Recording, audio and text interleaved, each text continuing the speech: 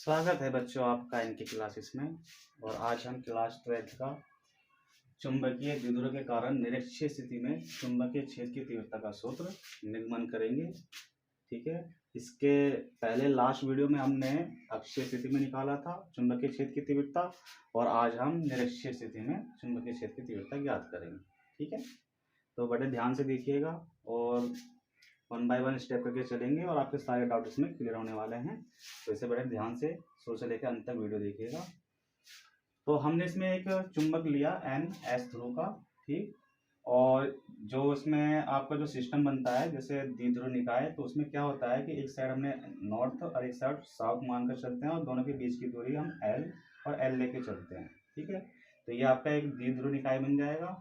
और इसके निरक्षीय स्थिति का अर्थ है कि आप y एक्सिस पर एक बिंदु P लेंगे जो चुंबक से r दूरी पर स्थित होगा, और इसी P बिंदु पर हमें क्या निकालना है, चुंबकीय क्षेत्र की तीव्रता निकालनी है। ठीक है, तो जैसे इसमें लिखा गया है वैसे हमने इसका डायग्राम एक बना लेते हैं, और इसमें अब हम N बिंदु को P बिंदु से मिला देते हैं। ठीक है, इस तरह से ये एक ट्रायंगल बन जाएगा आपका।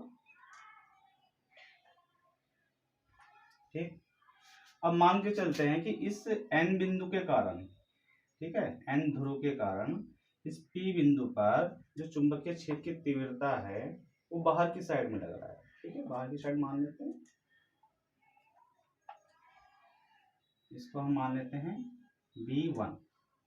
ठीक, B1 क्या है, ये N बिंदु के कारण P बिंदु पर चुंबकीय क्षेत्र की तीव्रता को शो कर रहा है जिसकी डायरेक्शन बाहर की साइड है। ठीक है, तो जब आपने N बिंदु को बाहर की साइड ले लिया तो S बिंदु को अंदर की साइड लेना है। ठीक, तो उसे भी हम बात करेंगे अभी। पहले इसका हम डायग्राम कंप्लीट कर लेते हैं। इस P बिंदु पर हम एक Y लाइन खींचेंगे और एक X लाइन खींचेंगे। ठीक है, तो ये आपकी Y लाइन है और ये X लाइन है। अब मान के चलिए कि अगर यहां से इसका कोण थीटा बनता हो, जैसे अगर मैं N और S बिंदु को मिला दूं तो NS बिंदु से ये वाला जो कोण बनेगा उसको हम थीटा मानकर चलते हैं। तो जब ये कोण थीटा है तो ये कोण भी थीटा होगा, एकांतर कोण हो गया ना। ठीक, अब इस B1 को हम घटक के रूप में वियोजित कर सकते हैं, अर्थात ये जो घटक होगा आपका B1 cos थीटा और ये वाला हो जाएगा आपका B1 sin थीटा। ठीक है, जब भी कोई वेक्टर थीटा कोण पर स्थित हो तो उसको हम घटक के रूप में वियोजित कर सकते हैं, अर्थात जहां से थीटा कोण बनेगा वो cos और दूसरा आपका sin थीटा हो जाएगा। ठीक है, तो इसको हमने घटक के रूप में वियोजित कर दिया। ठीक इसी प्रकार से अब S बिंदु के लिए लेना है, तो इस S बिंदु को भी P से मिला दो, ये कुछ इस तरह से मिल जाएगा। ये कोण थीटा है तो ये कोण भी आपका थीटा ही होगा क्योंकि मध्य बिंदु सेंटर लाइन से जा रहा है, तो ये आपका थीटा हो गया। अब जब ये कोण थीटा है तो ये कोण भी थीटा ही होगा, और इस S बिंदु के कारण जो चुंबकीय क्षेत्र की तीव्रता है उसकी डायरेक्शन आपका इनसाइड होगा, इसको हमने V2 मान लिया, इनसाइड। ठीक है, अगर एक बाहर की तरफ जा रहा है तो दूसरा आपको अंदर की साइड लेना पड़ेगा, ये हम पहले भी बता चुके हैं जब हमने अक्षीय स्थिति में निकाला था। ठीक, अब वेक्टर B को भी हम घटक के रूप में वियोजित कर सकते हैं क्योंकि कोण थीटा बन रहा है, तो इसी लाइन को थोड़ा सा हम आगे बढ़ा देते हैं और यहीं पर आपका जो है B2 cos थीटा बन जाएगा। ठीक है, B2 के कारण जो घटक बना वो आपका B2 cos थीटा, वो भी आपकी एक्स एक्सिस पर ही आ रहा है के रूप में, यानी परिणामी चुंबकीय क्षेत्र की तीव्रता के रूप में आपका केवल B1 cos थीटा और B2 cos थीटा ही रह जाता है। ठीक है, तो हम इसी को सोल्व करेंगे। उससे पहले हम B1 B2 का मान निकाल लेते हैं। इसके लिए क्या करना है, सबसे पहले लिखिए N ध्रुव के कारण P बिंदु पर चुंबकीय क्षेत्र की तीव्रता, चुंबकीय क्षेत्र की तीव्रता, पहले हम इसे सॉल्व कर लेते हैं। तो इसको हमने B1 माना था, इसका मान क्या हो जाएगा, वही आपका जो आपने अक्षीय स्थिति में रखा था μ0/4 इंटू m, स्मॉल m रखेंगे, और जो दूरी है, दूरी देख लीजिए यहाँ से N से P तक की होगी ना, और बाहर की साइड में जा रहा है, दिशा भी वही होगी इसकी, तो यहाँ पे हम n2 p डिस्टेंस रखेंगे, उसका स्क्वायर कर देंगे, ठीक। और इसकी डायरेक्शन क्या है, तो n p दिशा की ओर। इसके बाद इसी तरह से एस बिंदु के लिए अगर हम np का, चलो np का मान भी निकाल लेते साथ के साथ, है ना, ये भी सोल्व हो जाएगा।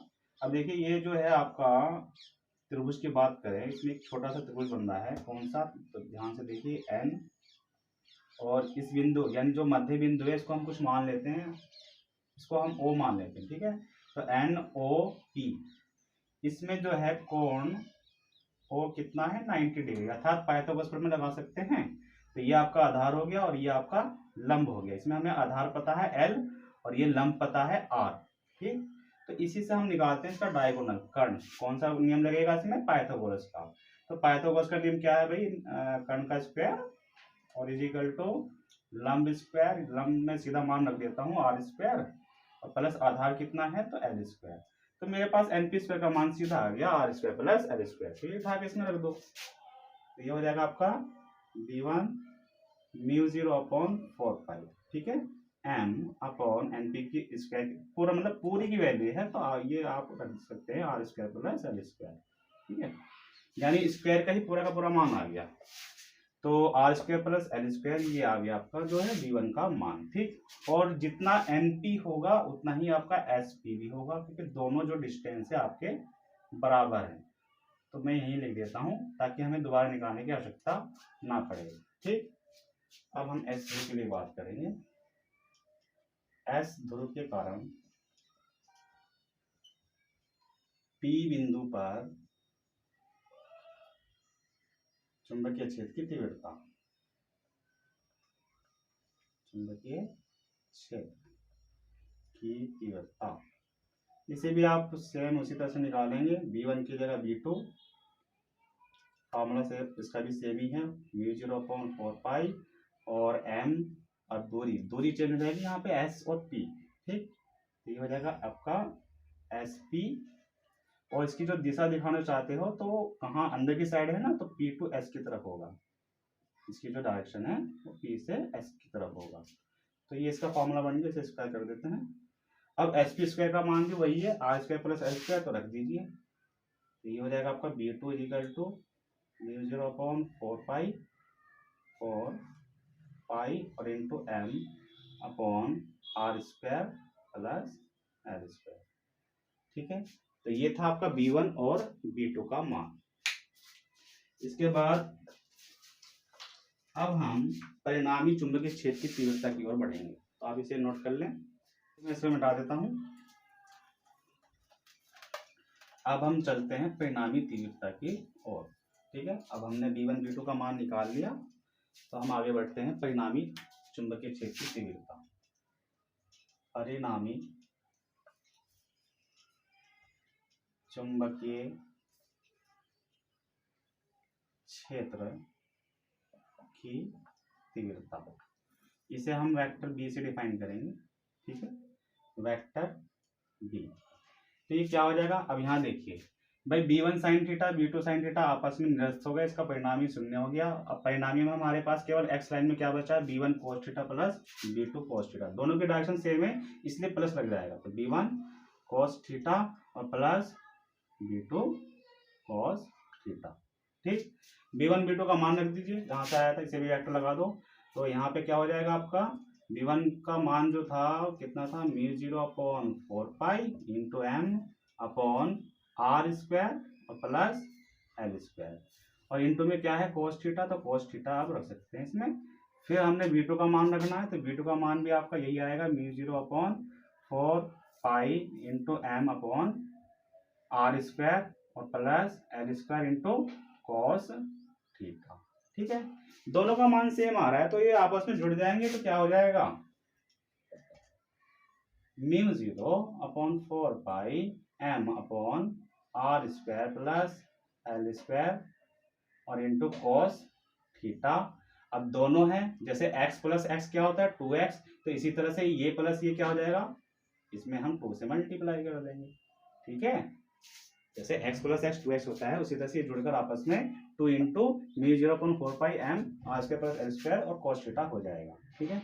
अब इसमें क्या करना है, cos थीटा का मान निकाल दो, cos थीटा का मान के लिए फिर से ट्रायंगल पे आ जाते हैं। ठीक, इसे मिटा देता हूँ। अब हमें इसका डायगोनल पता चल गया है कि भाई इसका डायगोनल का मान जो था कितना आया था हमारे पास, R square plus L square. ठीक है, ठीक, एनपी का स्क्वायर था ना, तो स्क्वायर हटेगा तो अंडर रूट चढ़ जाएगा स्क्वायर, तो इसलिए इसका जो डायगोनल है वो कितना आ गया, R square plus L square. ठीक, अब यहाँ से cos थीटा का मान निकालते हैं इसी त्रिभुज में। cos थीटा बराबर होता है आधार बटा कर्ण। आधार क्या है, एल, आधार में एल हो गया, और कर्ण में क्या आया, तो under root R square plus L square. यही मान उठा के यहाँ रख दो। ठीक है, तो ये हो जाएगा आपका म्यू 0/4 पाई, और इस 2 को मैं अंदर भेज देता हूँ, तो 2m/r square plus L square. और cos थीटा का मान क्या था, l/अंडर रूट। देखो अंडर रूट को हटाकर हम इसे ऐसे भी लिख सकते हैं, R square plus L square, इसकी पावर 1/2। ठीक है, तो पावर में लिख दिया हमने ताकि हम इसको एक साथ कंसिडर कर सकें। देखिए क्या बना आपका, vector v is equal to mu 0/4 pi, और इस 2 को l के साथ लगा दो ताकि हम इसे चुंबकीय आघूर्ण के रूप में चेंज कर सकें। तो m into 2l, m into 2 को हमने l के साथ लगा दिया, और नीचे जब इसमें पावर जुड़ेगा, ठीक है, अंदर वाली संख्या सेम है, तो पावर जुड़ेगा तो क्या हो जाएगा, R square plus L square, और 1/2 में 1 जोड़ेगा तो क्या आ जाएगा, 3/2, 3/2। ठीक है, अब इसमें देखिए m into 2l, m into 2l, ये किसका फॉर्मूला बन गया, कैपिटल M अर्थात चुंबकीय आघूर्ण का। ठीक है, तो इसे हम आगे चलते हैं। यहां तक आपको समझ में आ गया होगा। इसके बाद इस लाइन को मैं ऊपर लिख देता हूं, vector b is equal to, कहां तक पहुंच गए थे हम, म्यू 0/4 पाई, और इंटू m इंटू 12 को हम क्या लिख देते हैं, m, तो मैं यहीं पे कैपिटल M लिख देता हूं, और बटे में आ जाता है मेरे पास R square plus L square का पावर में लिख देते हैं 3/2। ठीक है, ये मान आ चुका है, और हम इसकी आवश्यकता नहीं मिटा देते हैं।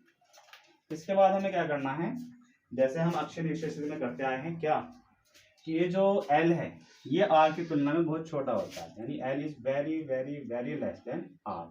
तो क्या होगा, इस L स्क्वायर को नगण्य मान लेते हैं।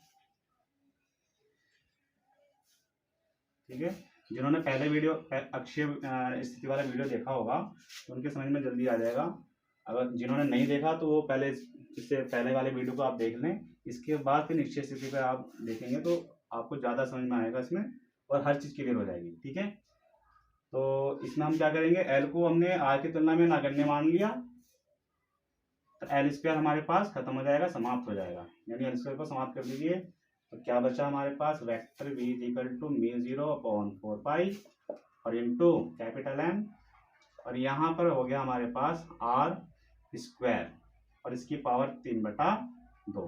तो इस 2 से ये 2 समाप्त, तो क्या बच गया, म्यू 0/4 पाई इंटू m/r की पावर 3, और यही होता है निरक्षीय स्थिति में चुंबकीय क्षेत्र की तीव्रता का सूत्र।